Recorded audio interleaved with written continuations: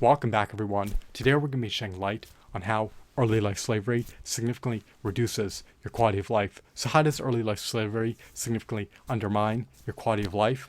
Without further ado, without further delay, allow me to demystify that answer to that inquiry right here, right now. Unfortunately, lamentably, much to my dismay, much to my consternation, much to my chagrin, much to my grief, much to my agony, much to my distress, in this control market economy, under duress, against their own volition, against their own accord, individuals are dispatched to a K-12 insalubrious 13-year indoctrination camp, which some people refer to as a K-12 insalubrious 13-year concentration camp, while other people refer to it as a 13-year K-12 insalubrious prison.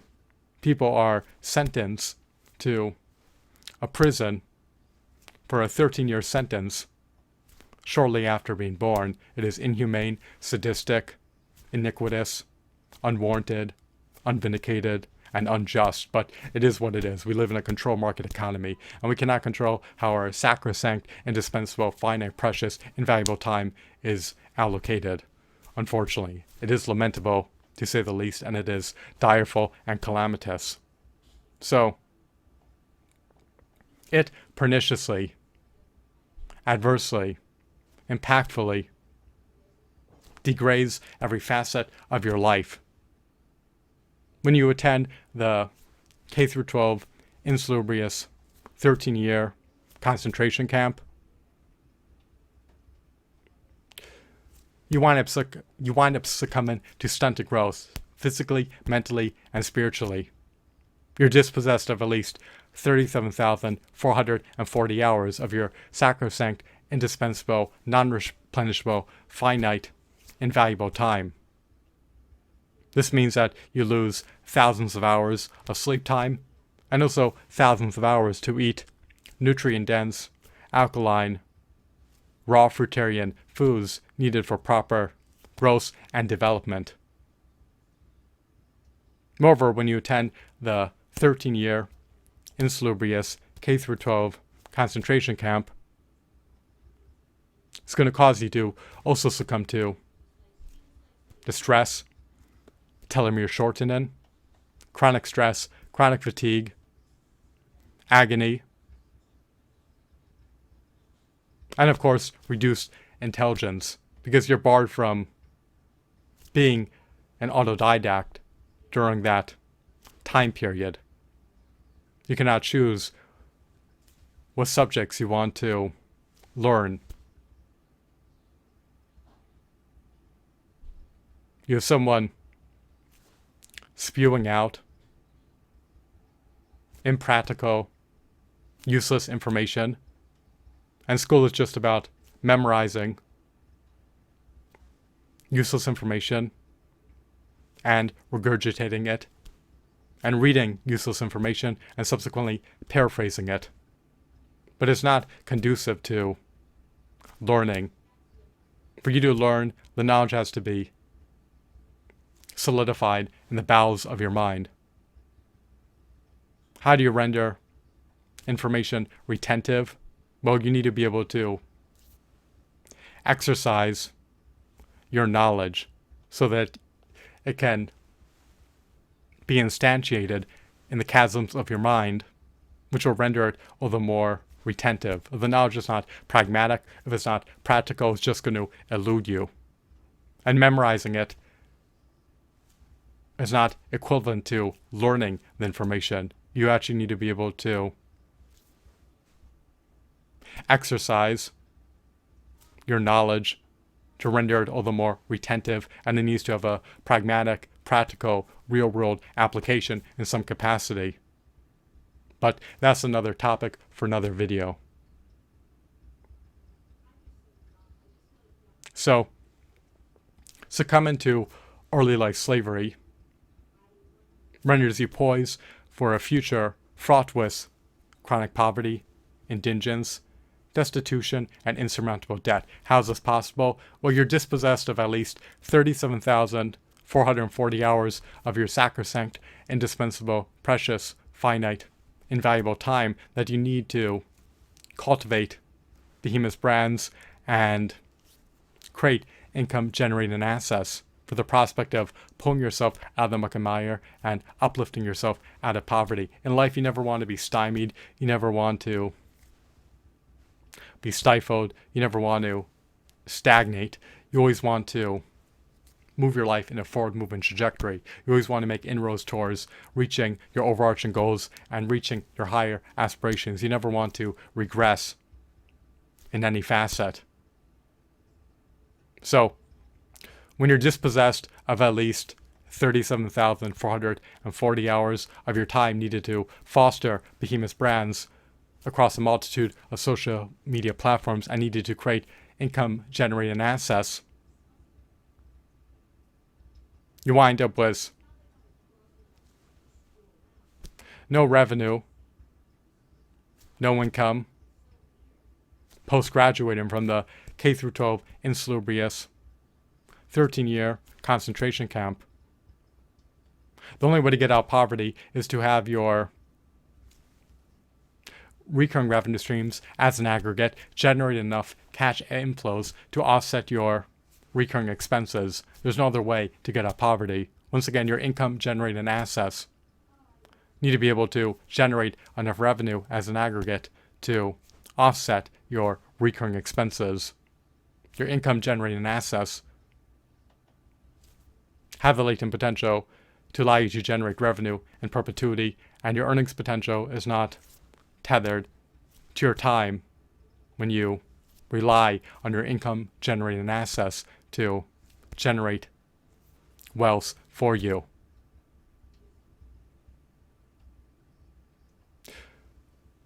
Post-graduating from the K through 12 insalubrious 13-year prison, you don't receive a stipend, a grant, a universal basic income, benefits, remuneration. You receive absolutely nothing except stunted growth, distress, agony, reduced intelligence, telomere shortening,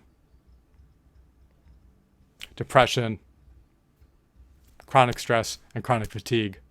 So it's completely inimical, to say the least, to attend the K through 12 insalubrious 13-year concentration camp. Nothing salubrious can ensue. It just profusely sets you back by at least 37,440 hours and stunts your growth mentally, physically, and spiritually. And this setback is something that most people cannot recover from. They cannot rebound from. If you want to be able to have a mediocre standard of living as a young adult, you need to take anodyne precautionary measures. You need to take prudent measures at a young age. You need to hone in on cultivating behemoth brands across a multitude of disparate social media platforms that you can utilize as marketing vehicles to vector your target market to your product pages. And you need to spend your time profusely producing income generating assets. You want to be able to create viral worthy content and viral worthy products that are apt to build traction and transcend into becoming viral content and viral products. When you leverage the global digital distribution power of social media platforms, it could redound to your advantage because billions of people from around the world have the autonomy at any given moment to simultaneously consume your content or your products. So, early life slavery sets you up to succumb to a future fraught with insurmountable debt, destitution, indigence, and extreme poverty. You get nothing out of it for expending 37,440 hours of your sacrosanct, indispensable, precious, finite time by attending the K through 12 insalubrious 13-year concentration camp under duress against your own volition and completing any assignments that they mandate you to complete against your own volition. You will not receive anything at all. You receive no stipend, no grant, no pension, no benefits, no remuneration, no compensation. What you get out of it is stunted growth mentally, physically, and spiritually. And you wind up succumbing to depression, chronic stress, chronic fatigue, reduced intelligence, distress, agony, telomere shortening, and accelerated cellular aging, to say the least. It is an insalubrious, toxic environment that no one should be ushered into. that people are bereft of their liberties from the day they're born in this controlled market economy in which you cannot allocate how your time is earmarked during your early life. So, early life slavery can perniciously undermine every facet of your life. You're bereft of your time to eat. You're bereft of your time to sleep.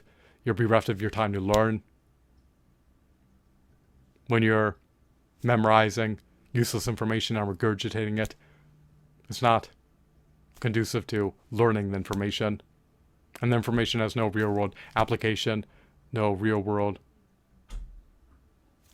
usage. It provides no utility, so it's going to elude you. It may go in one ear and out the other, metaphorically speaking, and at the end of the day, if you're not learning, it's just even more of a sheer and utter waste of time. But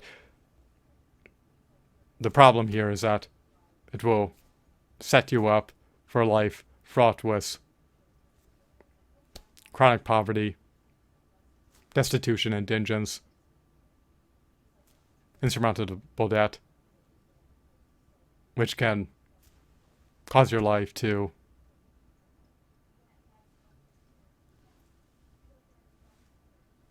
culminate and you also succumb to wage slavery, which is a topic for another video. With wage slavery, you're working dead-end, minimum wage, harrowing, dispiriting, distressful, unfulfilling, undesirable, real private sector jobs that do not pay a pittance of a non-subsistence wage.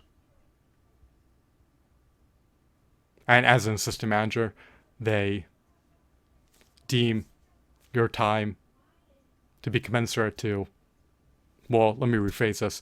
They deem 1 second of the CEO's time to be commensurate to 2 hours of the assistant manager's time. So if you were to undergo grueling, agonizing, laborious, hard work on behalf of an employer for 104,000 hours as an assistant manager over the course of 5 decades, 50 years, or half of a century, you will still gross less revenue than the CEO grosses in under 15 hours. That's the disparity in income between the CEO and the assistant manager. They value the CEO's time to be worth at least 743,000% more than the assistant manager's time. The overarching goal of a company is to maximize the wealth of their shareholders and maximize their profits. So it's not conducive to maximizing the well-being of their employees.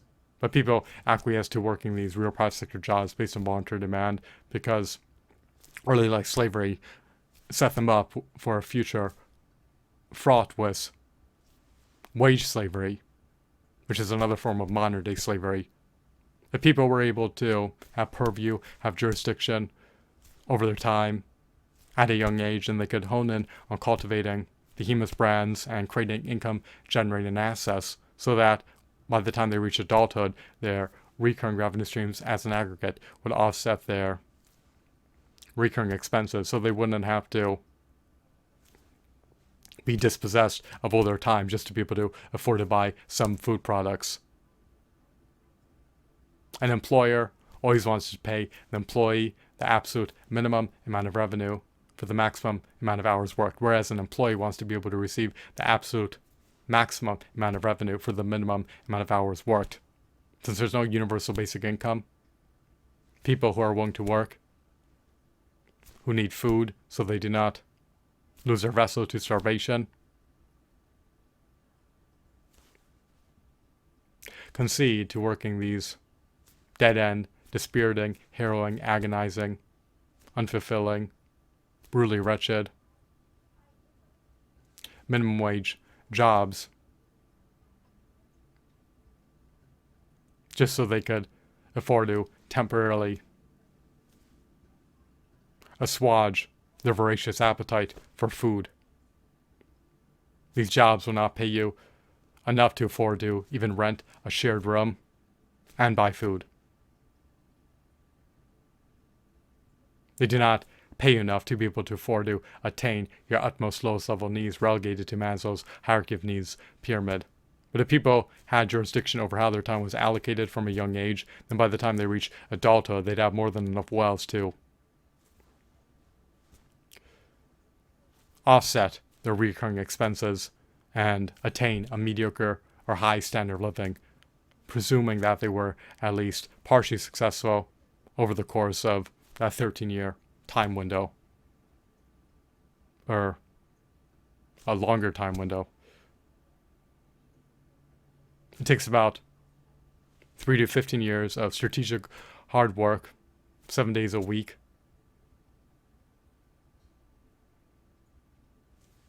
in which you work 14 to 18 hours per day minimum, strategically hard, in order to make a valiant, earnest effort to cultivate behemoth brands on social media websites and grow your product catalog and content reservoir for the prospect of becoming profoundly successful as an entrepreneur. But even if someone embraced entrepreneurial pursuits from ages 4 through 18 and only managed to attain partial success and did not become a dominant market competitor in the niche user-generated content markets and in the niche product markets that they compete in, it would likely still provide them with enough recurring revenue in perpetuity that they more than likely would not need to concede to working a dead-end, dispiriting, unfulfilling, minimum wage, undesirable job. When you work a dead-end, dispiriting, unfulfilling, minimum wage, ineffably agonizing, brutally wretched job that does not even pay you anywhere close to even 1/4 of a subsistence wage, you're borrowing equity out of your time, life, health, happiness, dignity, and future wealth just for a pittance of fiat currency at a non-subsistence wage. It's a recipe for succumbing to chronic burnout, chronic fatigue, chronic stress, chronic inflammation in perpetuity. So nothing salubrious can ensue from succumbing to early life slavery. You learn nothing from it. You're dispossessed of 37,440 hours of your time. It severely undermines every facet of your life. There's no enjoyment derived from it. There's no compensation, no grant, no stipend, no pension, no benefit, no remuneration, no compensation. It's just purely inimical, to say the least. It's purely adverse. And it degrades every facet of your life. So in conclusion, early life slavery